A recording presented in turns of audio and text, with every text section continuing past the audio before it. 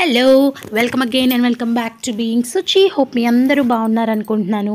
నేను కూడా చాలా బాగున్నాను. ముందుగా మీ అందరికీ రథసప్తమి శుభాకాంక్షలు. ఇంకెందుకు ఆలస్యం, వీడియోలోకి నాతో పాటు వచ్చేయండి. నిన్న కొంచెం మత్తుగా ఉంది, కోల్డ్ స్టార్ట్ అయిపోయి మెడిసిన్ ఏం వేసుకోకపోయినా అన్ఈజీగా ఉందన్నమాట. ఎవ్రీ 1 అవర్కి పడుకోవడం, మళ్ళీ కొంచెం పని చేయడం, మళ్ళీ పడుకోవడం అంటే నాపింగ్ అనమాట, అంతే. మొత్తానికైతే అరౌండ్ 12 o'clock లేచి చిక్కుడుకాయలు కట్ చేసి పెట్టుకుంటున్నాను, సో దట్ కొంచెం ఆ బద్ధకం అంతా తగ్గుతుంది అని. ఇదైతే ఒక 40 minutes పట్టేస్తుంది నాకు తీయడం. పురుగులు ఉంటాయని నాకు చాలా భయం, కానీ నేను జెప్టోలో ఆర్డర్ పెట్టినప్పుడు చిక్కుడుకాయలు చాలా ఫ్రెష్గా లావుగా ఉన్నాయి, కానీ లేతగా ఫ్రెష్గా బాగున్నాయి. వీటితో రథం చేసుకోవడానికి అనమాట ఒలిచి పెట్టుకుంటున్నా, కూరకు కూడా కలిపి అని. లోపల విత్తనాలు ఉంటాయి కదా, వాటితో టొమాటో ఆనియన్ వేసిన కర్రీ కూడా చాలా నచ్చుతుంది. సో ఓన్లీ పిక్కలతో, ఒక్కొక్కసారి విత్ స్కిన్ కూడా నేను కుక్ చేస్తా. అది ఫైబర్, కిడ్స్కి పెట్టడం చాలా మంచిది. చిక్కుడుకాయలన్నీ ఒలిచి పెట్టుకుని నేను ఇంకా మార్నింగ్ కుక్ చేసినవి, బ్రేక్ఫాస్ట్కి తిన్న వెజల్స్ అవి ఉంటాయి కదా, అవన్నీ క్లీన్ చేసి పెట్టుకుంటూ సైమల్టేనియస్లీ పచ్చిశనగపప్పు, జీలకర్ర, చింతపండు, ఎండుమిర్చి, బెల్లం, ఉప్పు, వీటితో పచ్చడి చేస్తున్నాను. దీంట్లో మీరు కావాలంటే కొబ్బరి కూడా యాడ్ చేసుకోవచ్చు.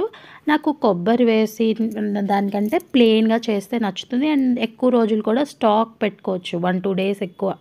కొబ్బరి వేస్తే తొందరగా మనకి పాడయ్యే అవకాశం ఉంటుంది. వీటిని మీరు ఆయిల్లో కావాలన్నా వేసుకొని రోస్ట్ చేసుకోవచ్చు. నేను డ్రై రోస్ట్ మాత్రం చేస్తున్నాను.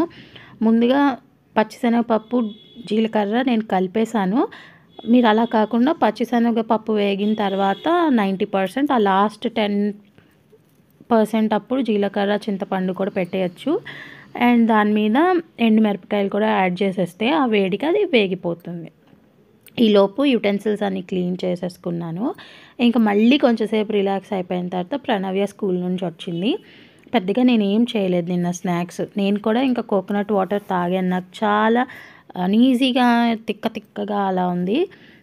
ఊరు నుంచి మొన్న మా మావయ్య వచ్చినప్పుడు బాదుషా, ఈ సేవ్, ఇంకేవో హాట్ అవి తెచ్చారు. అవి ఎలా అయినా అవ్వగొట్టాలి. అందుకని ప్రణవ్య అవి తింటానంది. అడిగితే ఆప్షన్ ఇచ్చాను, ఏమైనా చేయనా తింటావంటే ఐ లీట్ స్వీట్ అంది. సో అందుకని coconut water with mixture and badusha పెట్టేశాను. అండ్ ముందు రోజు వాష్ చేసిన బట్టలన్నీ చక్కగా ఎండకి ఎండినవి తెచ్చి మడత పెట్టుకున్నాను. మీరు నన్ను అడిగారు కదా ఇల్లు క్లీన్గా ఎలా ఉంటుంది అని. ఏంటంటారు, ఎప్పటికప్పుడు వంట చేసిన గిన్నెలు క్లీన్ చేసినట్టే ఏ రోజు ఉతికిన బట్టలు మడత పెట్టి కబోర్డ్లో వాటి ప్లేస్లో పెడుతూ ఉంటాను నేను. అప్పుడైతే మనకి ఎతుక్కుంటూ వేసుకోవాల్సిన అవసరం కూడా ఉండదన్నమాట.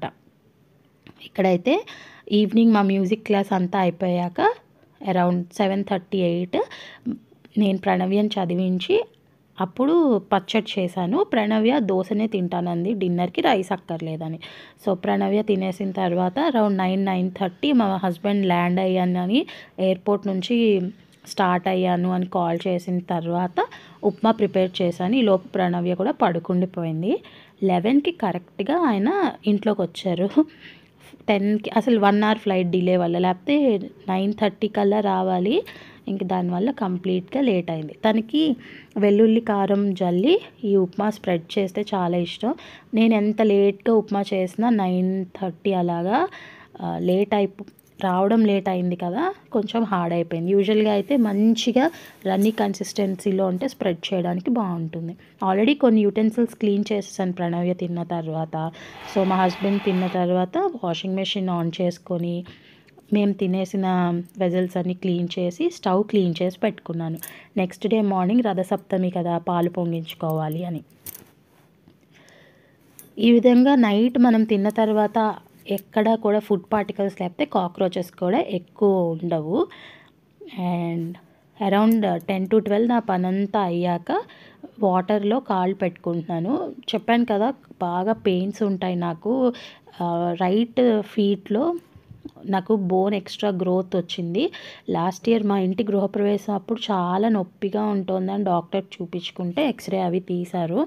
నేను ఇంట్లో చెప్పులు వేసుకుంటాను, హాట్ వాటర్లో అస్తమానం పెట్టుకోవాలి. ఏమైంది అని చూసినారా, నిన్న ఈవినింగ్ అరౌండ్ 7:30 అలాగా గుమ్మంకి డోర్కి మధ్యలో పడి ఎదురు దెబ్బ తగిలేసింది.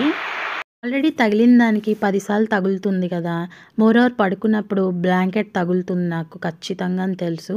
సో, లేచిన ఆ గోరు వరకు తీయాలంటే హాట్ వాటర్‌లో ఎలాగో కాలు పెట్టినప్పుడు అది సాఫ్ట్ అవుతుంది. అందుకని నైట్ అందరూ పడుకున్నాక నెమ్మదిగా నేను సోక్ చేసుకొని నెయిల్ కటర్ పెట్టి అక్కడి వరకు కట్ చేసేసాను. చాలా హాయిగా అనిపించిందనమాట. ఫైనల్‌గా బాడీ పెయిన్స్ తగ్గాయి పడుకున్నాక హాట్ వాటర్ వల్ల. ఇప్పుడు పొద్దున్నే 4కి లేచి మాపింగ్ అంతా చేసేటప్పటికి 5 అయింది. ఫ్రెష్ అయ్యి వచ్చి ఫస్ట్ థింగ్ ఆవు పాలు నేను లీటర్ తెప్పించాననమాట. భాస్కర్ కూడా ఊర్లోనే ఉన్నారని చెప్పి. సో, పరమాన్నం అయితే చేస్తూ ఓ పక్క దేవుడి దగ్గర పూలు, దీపం కుందులో నూనె అన్నీ అరేంజ్ చేసుకొని చిక్కుడుకాయలతో రథం అయితే చేసుకుంటున్నాను. నా దగ్గర టూత్ పిక్స్ ఉన్నాయనుకున్నాను. అందుకే తెచ్చుకోలేదు. తీరా చూస్తే ఎక్కడో పైన దాచేసాను. అవి నాకు గుర్తు రావట్లేదు పెట్టిన ప్లేస్. అప్పుడు నా దగ్గర ఈ అగరొత్తులకి వెనకాల పుల్లలు ఇస్తారు కదా! వాటితో చక్కగా గుచ్చాను. ఏమంటారు, necessity is the mother of all inventions అన్న సామెత ఉంది కదా! చక్కగా అయితే రథంని రెడ్ కలర్ ఫ్లవర్స్తో డెకరేట్ చేశాను. ఎందుకంటే సూర్యుడికి ఎర్ర పూలతో పూజ చేస్తారు అని చెప్తారు మా ఇంట్లో. సో, అందుకని ఆ పరమాన్నంలో కూడా బెల్లం, బియ్యం, పాలు తప్ప ఇంకేం వేయం. పళ్ళు ఉండవు సూర్యుడికి నవలడానికి. ఇదే మా అమ్మాయికి చెప్పినప్పుడు స్టోరీ అడిగింది, ఎందుకు పళ్ళు ఉండవు చెప్పని. నేను ఖచ్చితంగా నాన్న లేచాక అడిగి చెప్తాను అని చెప్పాను అనమాట. సో, మనం పిల్లలకి ఏదైనా చెప్పినప్పుడు ఇంట్రెస్టింగ్గా వాళ్ళు క్వశ్చన్స్ వేస్తే మనకి నాలెడ్జ్ పెరుగుతుంది. చూస్తున్నారు కదా చక్కగా ఎంత బాగుందో సన్రైజ్. నా పూజ అప్పటికే దీపం పెట్టుకుందామని అన్నీ వెలిగించుకుందామని అరేంజ్ చేశాను కదా! బయట రథం ముగ్గు అయితే వేసేసుకోవడానికి వచ్చాను. వచ్చే టైంకి ఇప్పుడిప్పుడే మబ్బులు విడుస్తున్నాయి. పైన మీకు చందమామ కూడా రైట్ సైడ్ కనిపిస్తాడు చూడండి. సో, సన్రైజ్ టైం అవుతోంది. ముగ్గు వేసి వచ్చి బెండకాయలు కట్ చేసి ప్రణవ్య వరకు కూర చేశాను. ఈ లోపల పరమాన్నంలో బెల్లం అన్నీ వేసి మెల్ట్ అయిపోతున్న టైంలో ఇలా నలిపామనుకోండి చాలా మషీగా బాగా వస్తుంది. కొంచెం వెలుతురు వచ్చాక ఫోటో తీశాను అనమాట. ఇది నేను వేసిన గూగుల్ చూపించిన రథం ముగ్గు.